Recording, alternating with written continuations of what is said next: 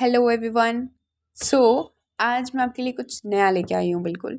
और ये मेरी रिसर्च मान लीजिए, या फिर मे बी शायद मेरे से पहले किसी ने इसको फाइंड आउट किया हो। तो कुछ इंटरेस्टिंग है और बहुत बहुत बहुत इम्पॉर्टेंट है और बहुत ही बेनिफिशियल है अकॉर्डिंग टू मी। आप ट्राई करके देख सकते हैं। So let's start without wasting any minute. Okay, तो आज हम बात करने वाले हैं मेंडल आर्ट की। मेंडल आर्ट क्या होती है, क्यों मैं आपको बता रही हूँ, आपको सब पता चलेगा। Just wait. तो मेंडल आर्ट क्या है? In the ancient Sanskrit language of Hinduism and Buddhism. तो जो हमारी एंशियंट संस्कृत लैंग्वेज है हिंदुइज्म की और बुद्धिज्म की, उसमें जो मंडला, मंडला मीन्स क्या होता है? Circle. Traditionally a Mandla is a geometric design. तो इसमें क्या होता है? एक ज्योमेट्रिकल डिज़ाइन है ये, जिसमें कुछ पैटर्न्स बनाए जाते हैं जो रिप्रेजेंट करते हैं कॉस्मोस को, मतलब कि कॉस्मिक एनर्जीज, आप कुछ भी बोल सकते हैं, ठीक है। तो कुछ डेटीज़ को भी ये हम करते हैं, जो ये एक सिमेट्री होती है इन वेरियस हेवनली वर्ल्ड, ठीक है। इसमें क्या होता है बेसिकली, ये क्या हेल्प आउट करता है, और मैं और आपके साथ इस चीज़ को क्यों शेयर कर रही हूँ, अब इसको समझ लीजिए। It's all about finding peace in the symmetry of the design and of the universe.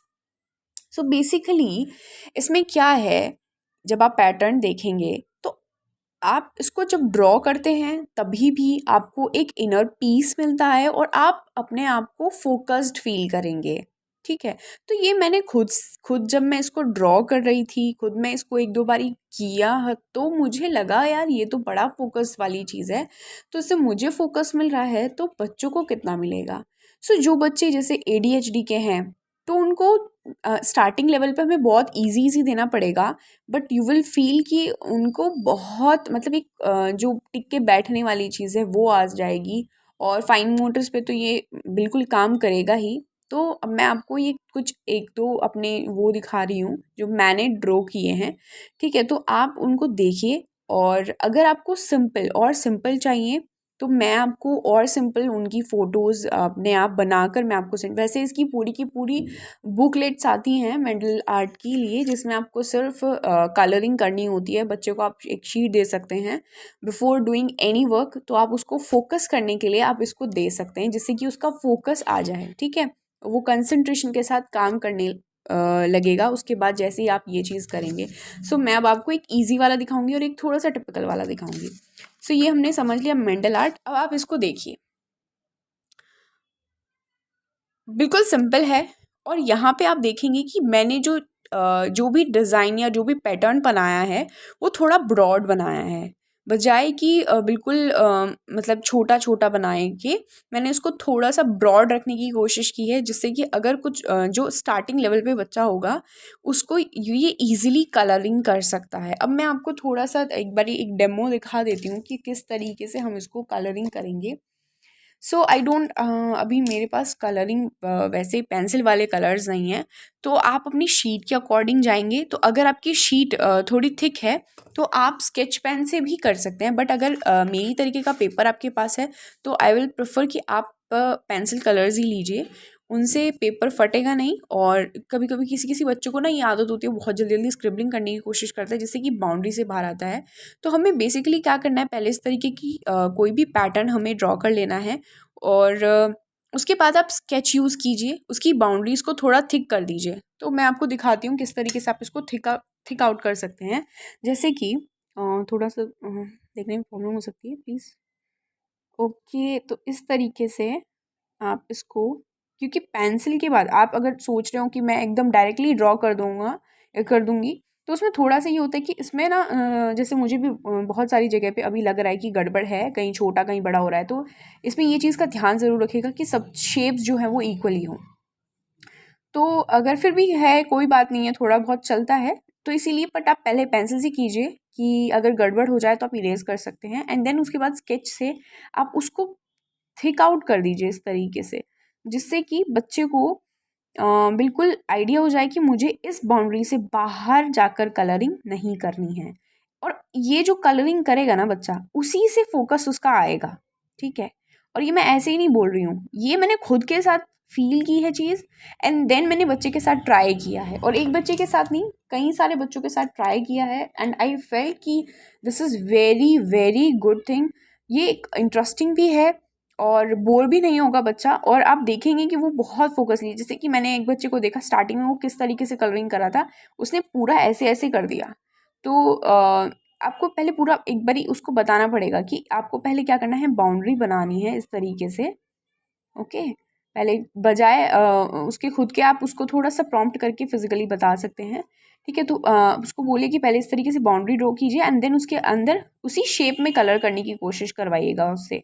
जैसे कि ये स्क्वायर शेप में है, तो आप उसको भी कहिए कि स्क्वायर ही शेप में आप इसको बनाइए इस तरीके से, तो वो ऑटोमेटिकली फोकस हो जाएगा उस चीज़ पे, और वो बाउंड्री से बाहर नहीं जाएगा, तो जो फोकस वाली चीज़ है वो उसको और बेटरली समझ आएगी। इसी तरीके से आप बाहर वाली चीज़ को भी ऐसे डबल डबल करके, आप मोटे वाले स्केच लेंगे तो एक बारी में ही काम हो जाएगा, बट अगर मेरी तरह आपके पास पतला वाला स्केच है तो आप इस तरीके से कर सकते हैं। एंड देन उसको ट्राई कीजिए कि अब देखो, जैसे यहाँ स्क्वायर था, उसको बोलिएगा जैसे यहाँ स्क्वायर था तो हमने स्क्वायर की शेप में किया, अब हम ट्राइंगल ले रहे हैं तो हम अब ट्राइंगल की तरीके से ही उसको कलरिंग करेंगे, ठीक है। तो पहले आप बाहर एक बाउंड्री बनाएंगे, उसको बच्चे को बोल रहे हैं आप ये चीज़, ठीक है। तो पहले एक बाउंड्री बनाएंगे, एंड देन उसके बाद उसी के शेप में आप उसको कलरिंग करते जाएंगे। सो ट्राई कि ये पेंसिल कलर से करें, क्योंकि पेंसिल कलर से थोड़ा टाइम ज़्यादा लगता है, एंड एक पैटर्न में वो जब कलरिंग करता है ना, तो वो फोकस आता है उसका वहाँ पे। तो ये तो एक बिल्कुल ईजी लेवल पे है। इसी को आप थोड़ा सा टिपिकल बना सकते हैं इस तरीके से। आई नो थोड़ा मिस आउट हो गया है, कहीं कहीं पे मेरा पैटर्न थोड़ा बड़ा छोटा हो रहा है, बिकॉज ये स्टार्टिंग ही है मेरी भी, पहली बार मैंने इसे ड्रॉ किया इस पे प्लेन शीट पे। वैसे भी मेरे पास पूरा वो बुकलेट थी, तो मैंने उसी पे कलरिंग करनी, उसी पे मैंने ड्रॉ किया फर्स्ट, एंड देन कलरिंग की, तो वो थोड़ा इजी आउट हो जाता है। बट व्हेन यू ड्रॉ तो कहीं छोटा कहीं बड़ा हो जाता है। तो इस तरीके से आप पैटर्न्स बना सकते हैं, ये सिंपल वाला है, और इससे भी सिंपल आप बना सकते हैं थोड़ा, ठीक है। और देन उसके बाद थोड़ा इस तरीके से आप उसको टिपिकल बनाते जाएंगे कि छोटा छोटा छोटा सिमेट्री देंगे, कहीं कहीं बड़ा कहीं छोटा, तो इस तरीके से वो इसमें जोन आउट हो जाएगा। एंड देन जब वो कलरिंग करेगा तो वो बोर नहीं होगा। डिफरेंट डिफरेंट कलर्स करा सकते हैं हम, जैसे कि मैं कहूँ कि बीच में आप उसको बोलिए कि यहाँ पे आप करिए ग्रीन कलर, ठीक है। तो बच्चे ने यहाँ पे इसी तरीके से सर्कुलर फॉर्म में ग्रीन कलर करना है, ठीक है। पहले आप उसको बाउंड्री करके देंगे, और ठीक है, सॉरी मैंने गड़बड़ कर दी है, पहले आप उसको बाउंड्री करके इस तरीके से दीजिए ताकि वो बाहर ना जाए, बिकॉज इसी से फोकस आना है, ठीक है। तो इस तरीके से आप पिक आउट करके उसको बाउंड्री बना के देंगे, एंड देन उसको बोलिए कि अब आप सर्कुलर फॉर्म में या जिस भी शेप में, मतलब जो भी पैटर्न बना है उसी शेप में उसको कलरिंग कराइए, ठीक है। तो इस तरीके से उसने जब किया तो उसको अच्छा लगेगा, मतलब फोकस आएगा उसका। उसके बाद आप बाहर बनाइए ऐसे, ये वाले जो पैटर्न्स हैं इन पे आप इस तरीके से डबल डबल करके बाउंड्री बनाइए, एंड देन उसको बोलिए कि इसी शेप में आप कलरिंग करिए। डिफरेंट डिफरेंट कलर दे सकते हैं, जैसे कि अंदर ग्रीन ले लिया, यहाँ पे रेड ले लीजिए, ठीक है।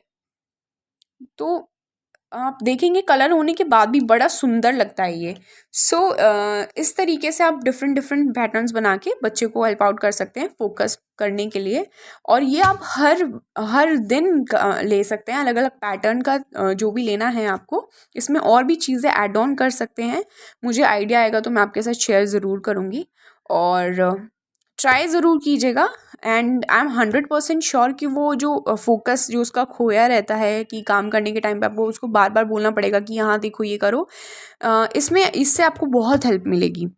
Okay, thank you so much, this is it. Okay, bye bye.